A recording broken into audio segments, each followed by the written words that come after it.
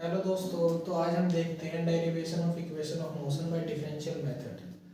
मतलब जो हमारी इक्वेशन ऑफ मोशन है, मतलब v is equal to you plus A t and s is equal to U T plus half A T square and third is v square is equal to you square plus two a s. इन equations को differential method से कैसे prove करना है तो उसके बारे में देखते हैं। तो सबसे पहले फर्स्ट वाली इक्वेशंस को प्रूव करना देखते हैं। तो पहली इक्वेशन, इसमें हमें डेफिनेशन लेनी है एक्सेलरेशन की। जो एक्सेलरेशन है, एक्सेलरेशन होता है rate of change of velocity with respect to time, rate of change of velocity with respect to time, a is equal to dv upon dt। so हम इसके एग्जांपल से समझते हैं कि कोई एक ऑब्जेक्ट है जिसका नाम है ए ऑब्जेक्ट और वो t 0 से स्टार्ट करता है, तब इसकी इनिशियल वेलोसिटी u होती है। इसके बाद में t टाइम पर इसकी वेलोसिटी v हो जाती है और यहाँ तक ये s डिस्प्लेसमेंट गेन कर लेता है। मतलब जब ऑब्जेक्ट चलता है तो उसकी इनिशियल वेलोसिटी u होती है, देन उसकी फाइनल वेलोसिटी v होती है t टाइम के बाद जो वेलोसिटी है, और इस दौरान t 0 से t तक जाने में वो s डिस्प्लेसमेंट लेता है। तो हम स्टार्ट करते हैं एक्सेलरेशन से। Acceleration a is equal to dv by dt, rate of change of velocity. So हम इसकी इधर मल्टीप्लाई करते हैं, a dt is equal to dv। So हमें यहाँ इसका इंटीग्रल का साइन लगाते हैं, इंटीग्रल की लिमिट लेते हैं। ये नीचे जो लिमिट होती है ये लोअर लिमिट होती है, देन ऊपर जो लिमिट होती है वो अपर लिमिट होती है, मैक्सिमम लिमिट। सो dv की लिमिट जो वेलोसिटी की लिमिट है वो लोअर लिमिट u है। मतलब ऑब्जेक्ट u वेलोसिटी से स्टार्ट करता है और अपर लिमिट v है, क्योंकि t टाइम के बाद ऑब्जेक्ट की वेलोसिटी v हो जाती है। इसके बाद dt लिखा है यहाँ, तो t की लिमिट आएंगी तो जो टाइम है t 0 से t तक होता है, 0 से t टाइम तक जाता है ऑब्जेक्ट। इसके बाद हम लेते हैं सो a dt 0 to t is equal to u v dv। इसके बाद हम इसका इंटीग्रल करते हैं, a हम बाहर लिख देते हैं, देन हम इसकी लिमिट लगाते हैं dt की 0 to t, dt is equal to u से v dv। जो हमारे पास वेलोसिटी है उसकी लिमिट है lower limit u, upper limit v, time की lower limit t 0, upper limit t। तो हम इसका इंटीग्रल करते हैं, तो जितनी भी इक्वेशंस हैं इनमें सारी इक्वेशंस में a कांस्टेंट है। a कांस्टेंट मतलब हम इन इक्वेशंस को बस तभी यूज में ला सकते हैं इक्वेशन ऑफ मोशन को जब हमारा एक्सेलरेशन, एक्सेलरेशन मतलब हिंदी में त्वरण, जब कांस्टेंट होता है हम तभी इन इक्वेशंस को यूज में ला सकते हैं, अदरवाइज नहीं। तो जब हमारा एक्सेलरेशन कांस्टेंट है और लिमिट भी इसके कोरस्पॉन्डिंग नहीं है, ना ही इंटीग्रेशन जो हम कर रहे हैं ना ही इसके कोरस्पॉन्डिंग है, तो हमने a एज अ वेरिएबल बाहर लिया है, तो हम a को ऐसे लेंगे और हम इसका इंटीग्रेशन करने पर इसका t आएगा और 0 to t, देन dv जो है इसका v आया और इसकी lower limit u v।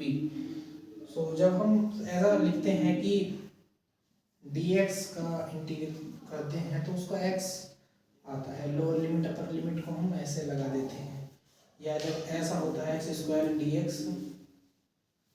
X की पावर एन इंटीग्रल, तो इसकी पावर में एक जोड़ते हैं, मतलब एक्स की पावर एन प्लस वन, और जो पावर बनती है उससे डिवाइड करते हैं ऐसा।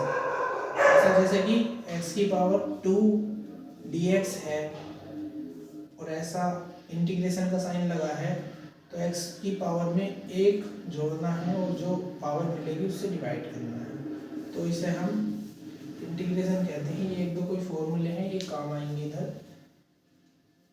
तो इसके बाद हम फिर लिखते हैं, अगर लोअर लिमिट अपर लिमिट लिखी है इंटीग्रेशन करने के बाद, upper limit minus lower limit a t minus zero is equal to v minus you.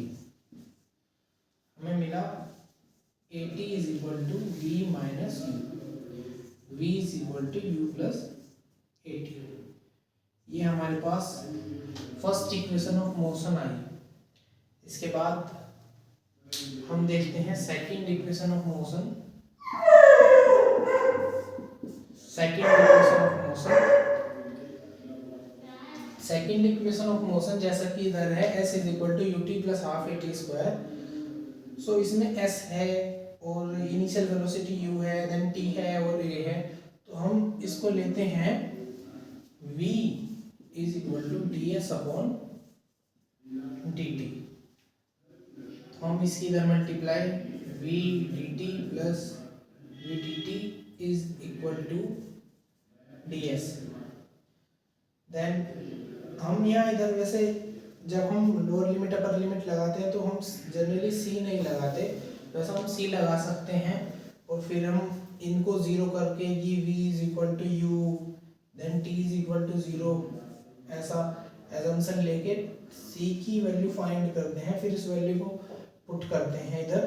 तो इस वाली फर्स्ट इक्वेशन में उसकी वैल्यू जीरो आती है, क्योंकि v is equal to u zero आ जाएगा ये यहाँ, फिर t is equal to zero, तो ये भी जीरो आ जाएगा, यहाँ c जीरो आ जाएगा, तो इस वजह से यहाँ जीरो हमने एस सी मतलब कांस्टेंट नहीं लिया है।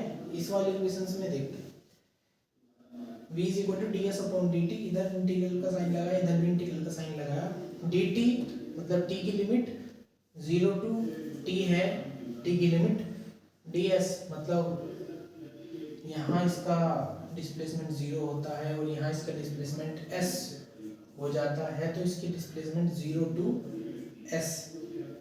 तो हम इसे देखते हैं कि जो 0 to s ds is equal to 0 to t v dt।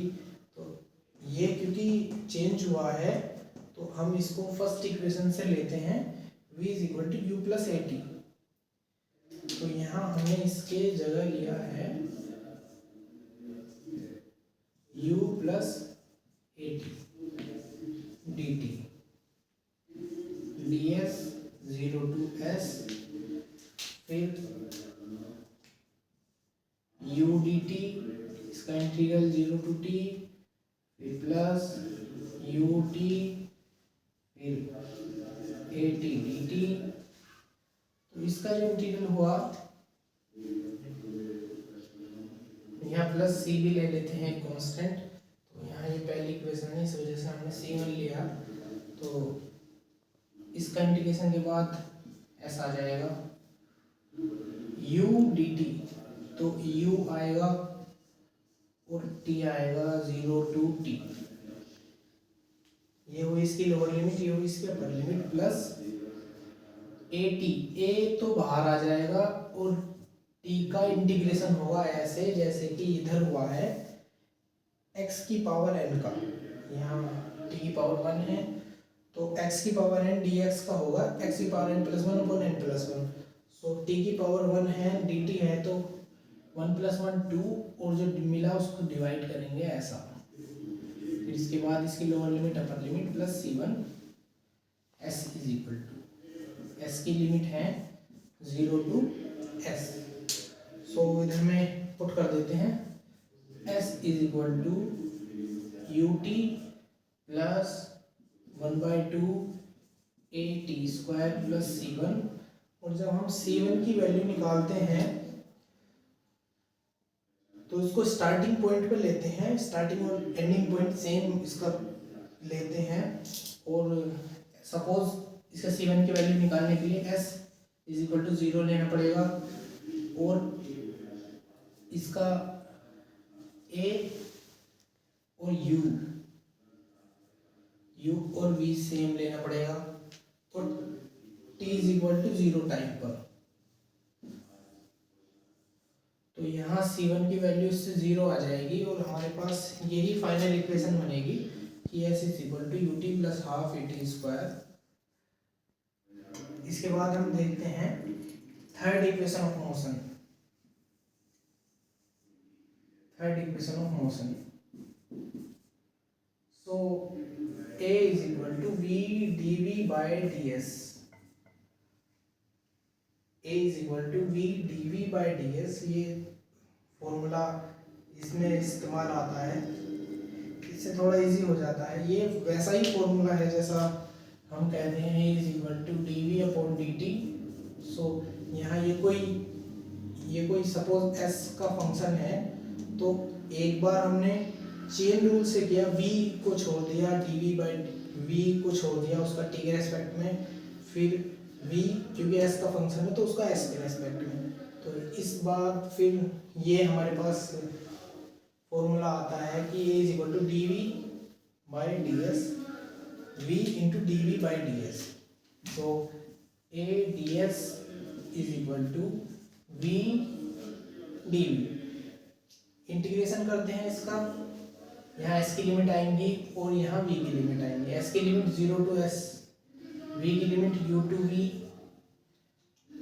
a बाहर आ जाएगा क्योंकि a कांस्टेंट है और s का इंटीग्रेशन के बाद कैपिटल S हो जाएगा और मतलब s हो जाएगा 0 to s is equal to v dv है, जैसा ऐसा होता है x dx ऐसा, तो इसकी पावर 1 है तो इसकी पावर 1 ऐड कर देते हैं, जो पावर मिलती है उसे डिवाइड कर देते हैं तो प्लस c लिख देते हैं। सो v की पावर में एक पावर ऐड की और उसकी पावर में जो मिली उससे डिवाइड किया प्लस c। सो हमारे पास ये आया a s is equal to v square upon 2 plus c। तो c की वैल्यू निकालने के लिए v is equal to u करते हैं और s इज इक्वल टू 0 कर देते हैं। तो s इज इक्वल टू 0 करने के बाद यहाँ 0 हो जाएगा और यहाँ u आ जाएगा, u 0 is equal to u square upon 2 plus c is equal to minus u square upon 2। इधर में पुट कर देते हैं। इधर में पुट करने के बाद हमारे पास इक्वेशन बनेगी, यहाँ as is equal to v square upon 2 minus u square upon 2। So 2as is equal to v square minus u square, v square is equal to u square plus 2as। ये हमारी third equation हुई, ये हमारी second equation हुई, ये हमारी first equation हुई। तो इस टाइप से यहाँ से ये हमारी फर्स्ट इक्वेशन चालू है, यहाँ से ये हमारी सेकंड इक्वेशन चालू है और यहाँ से हमारी थर्ड इक्वेशन चालू है। बट इनकी स्टार्टिंग थोड़ा ध्यान रखनी है कि जो हमारा जो फर्स्ट इक्वेशन ऑफ मोशन है v is equal to you plus A T, कि उसमें v है, v मतलब तो हमें और उसमें a भी है, तो अगर हम v और u को ध्यान में रखेंगे बट a को हमें लाना है तो a तो मैक्सिमम है तो a की हमें डेफिनेशन लेनी होगी स्टार्टिंग में, तो एक में एटलीस्ट डेफिनेशन लेनी होगी, उसके बाद हम उस इक्वेशन को यूज में ला सकते हैं जो हमने डिराइव की है। तो हमें पहली बार हमें एक्सेलरेशन की डेफिनेशन लेनी है a is equal to D by D T. Then हमें सेकंड इक्वेशन देखनी है कि s is equal to U T plus half A T square है, तो उसमें s है।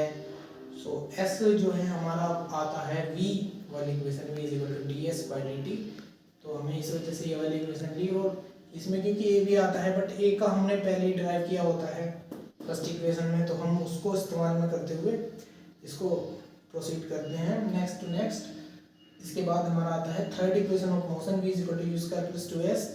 तो उसमें हमें थोड़ा ये देखना होता है कि उसमें a है s है, तो हमें इसके लिए थोड़ा ध्यान रखना है कि जो a is equal to V D V by D S, हमें इक्वेशन ये वाली यूज़ करनी है। बाकी हम इसको ग्राफिकल मेथड से भी सॉल्व कर सकते हैं, मैथमेटिकल फॉर्म में भी सॉल्व कर सकते हैं ये। तो इसमें हमारे पास एक ये जो क्वेश्चन है ये इक्वेशन ऑफ मोशन पे है।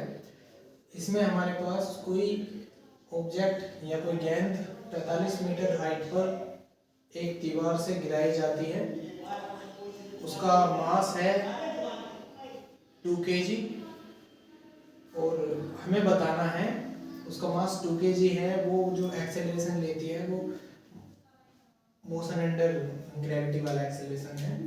हमें बताना है कि कितने टाइम में वो नीचे गिर जाएगी और उसकी वेलोसिटी बतानी है एट दैट टाइम।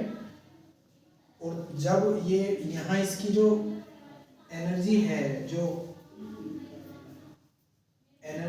यहाँ जो इसकी एनर्जी है वो उस टाइम काइनेटिक एनर्जी में चेंज हो चुकी होगी, तो वो वाली एनर्जी बतानी है हमें, kinetic energy.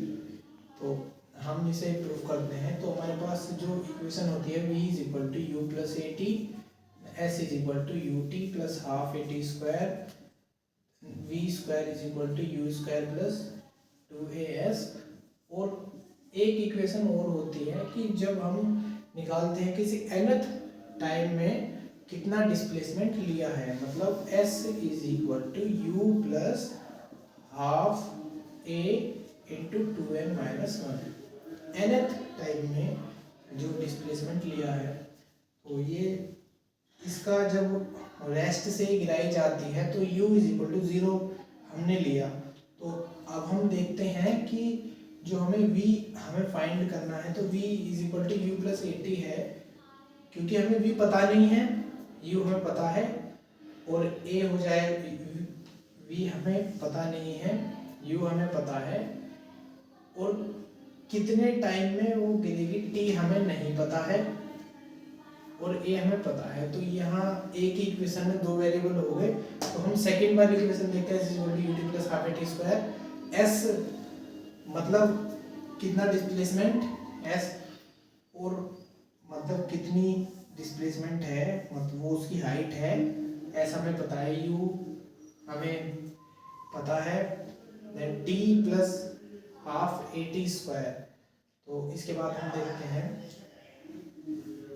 s is equal to U T plus half A T square. s जो है हमारा डिस्प्लेसमेंट है, मतलब 45 है, u मतलब इनिशियल वेलोसिटी इसकी 0 है, तो यहाँ 0 हुआ, प्लस हाफ, ये ग्रेविटी के अंदर मोशन है क्योंकि वर्टिकल ऐसे गिरी है तो इसके ऊपर g लगा है, तो इसे हम देखते हैं, ये 10 हमारा ग्रेविटी के एक्सेलरेशन होता है g is equal to 10 metre पर सेकेंड स्क्वायर, t स्क्वायर इधर में होगा, सो 1/2 इंटू 10 टी स्क्वायर 55, ये 5 आया और ये 9 आया, T square is equal to 9, T is equal to 3 second. इसके बाद मतलब यहाँ आया 3 सेकेंड। हमें निकालना है v, क्योंकि कोई ऑब्जेक्ट हम किसी दीवार पे ले गए और हमने नीचे गिराया है तो उसकी इनिशियल वेलोसिटी 0 हुई, और क्योंकि जितना लेंथ हमने लिया है, मतलब दीवार जो है उसकी लेंथ जो है वो डिस्प्लेसमेंट होगी, नीचे गिरने में टाइम t लगा है, एनर्जी E के is equal to 1/2 mv square होती है काइनेटिक एनर्जी। तो हमारे पास v आ जाएगा फर्स्ट इक्वेशन से, v is equal to you plus A T, हमारे पास t आ गया है इस टाइम की 3 सेकंड लगे हैं ऑब्जेक्ट को नीचे आने में। तो अब हम देखते हैं v is equal to you plus A T. v हमारे पास है, u हमारे पास 0 है, प्लस a 10 मल्टीप्लाई 3 मतलब 30 मीटर पर second. v is equal to मतलब जब ऐसे ये कोई दीवार है और यहाँ इसकी जो वेलोसिटी है यहाँ 0 है, फिर यहाँ चेंज 3 सेकंड बाद इसकी जो वेलोसिटी होगी, यहाँ इसकी इक्वेशन होगी 1/v²। इसकी काइनेटिक एनर्जी जो इसकी पोटेंशियल एनर्जी शुरू में रही होगी वो 3 सेकंड के बाद उसकी काइनेटिक एनर्जी इक्वल होगी। तो इसके बाद हम देखते हैं इसका kinetic energy E K is equal to 1/2mv²। 1/2 into M मतलब इसका वेट, इस पर मास कितना है मतलब 2 kg है, ये 2 kg v² मतलब 30 इंटू 2 बार, तो ये हम डिवाइड कर 9, 3 की 3 से मल्टीप्लाई 00 ई की इज इक्वल टू इतना। तो ये हमारे पास है।